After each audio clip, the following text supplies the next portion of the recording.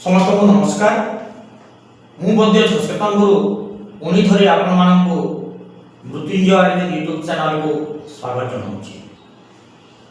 पूर्व आम बात विषय जानी आज आम जाना पित्त विषय। पित्त एक्चुअली अग्नितत्व, पित्त अर्थ अग्नितत्व, पित्तर अग्नितत्व ही रही जोटा कि आम कहीपर आम जो जहाँ खाऊँ आम तार जो डाइजेस्ट होची प्रकृत में पित्तर अनेक कार्य रही प्रकृत में आम जो जीर्ण प्रक्रिया पित्त माध्यम ही होता है। तेणु आम पित्त को आमर डाइजेस्टिव सुप्रीमो आम कह। तो आम केमती जाना आम शरीर में पित्त दोष ठीक अच्छे बोलिए आमर जो डाइजेस्टिव सिस्टम ये बहुत स्ट्रांग थी। प्रकृत में एक्चुअली आमर डाइजेस्टिव सिस्टम ठीक अच्छे केमती जाना जदि आमको खाद्य खाइबा 4 ରୁ 5 घंटा पर यदि पुणी भोक लगुच तापर आम जाना जे आम डाइजेस्टिव सिस्टम ठीक अच्छे। तापर कौन हम आम स्किन रे गोटे ग्लो आसे आम चर्मटा बिल्कुल चिकन देखा गोटे जिनस आम जो भी कार्य करवा से मनटा आम लगिक रही जमती कि बहुत गुड़ाए छुआ मैंने पाठ पढ़ला बेले अस्तव्यस्त हो जाती पाठ पढ़ाए मन लगु न थाए। तो ये आप जानी रखु प्रकृत में शरीर में पित्त दोष जो बिगड़ी जाइए पित्तर जो टेंडेंसी जो अधिका अच्छे ताले ये भाया हम। तो एणु आम ये गोटे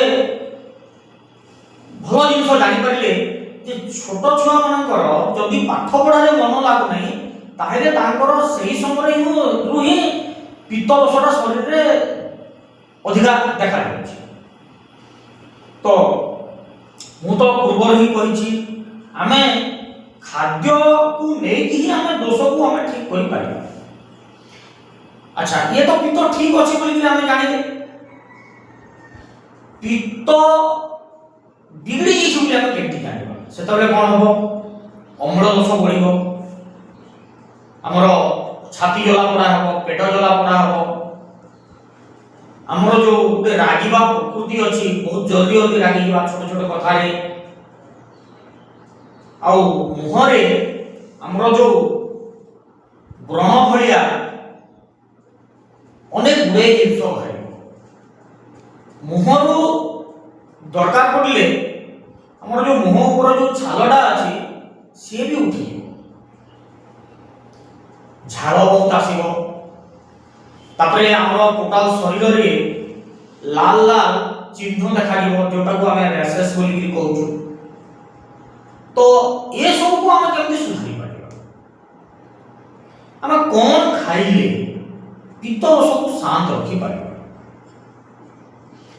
आम एठी आम गरम क्षीर व्यवहार करवानी आम ठंडा क्षीर पीवा पैड़ पानी पीवा मध्याह्न भोजन रे आम दही खाइबा काकुडी खाइबा तापरे आम जो कहूँ ये लकी बोली जो कहूँ ये जो कखारू जोटा लंबा लंबा होता खाइबा आ मीठा फल खाइबा सब मीठा फल आम खाई पार। धनिया पत्र सब बेले आम व्यवहार करवा भृषंग पत्र सब बेले व्यवहार करवा ताहले आम ये सब खाइले अति सहज आम पित्त दोष को शांत रखी पार। कौन खाइबा ना आम राग खाइबानी ମସଲାଯୁକ୍ତ ଖାଦ୍ୟ ଖାଇବାନି, ଚା କଫିକୁ ଆମେ ଏଠି ବର୍ଜନ କରିବା, ଖଟା ଜିନିଷ ଖାଇବାନି, କି ବେଶୀ ସମୟ ଆମେ ଖରା ସମୟରେ ବାହାରେ ବୁଲିବାନି। ତାହେଲେ ଆମେ ଏସବୁକୁ ଯଦି ମାନି ଚଳିବା ତାହେଲେ ଆମେ ପିତ୍ତ ଦୋଷକୁ ନିଶ୍ଚିତ ଭାବରେ ଆମେ ଶାନ୍ତ କରି ରଖିପାରିବା। ତାହେଲେ ପିତ୍ତ ଦୋଷ ଦ୍ୱାରା ଯେଉଁ ଯେଉଁ ରୋଗ ଆମର ଶରୀରରେ ଦେଖାଯାଉଛି ବା ହେଉଛି ଆମେ ତାଠାରୁ ଦୂରରେ ରହିପାରିବା। ଆଜି ପାଇଁ ଏତିକି। ନମସ୍କାର।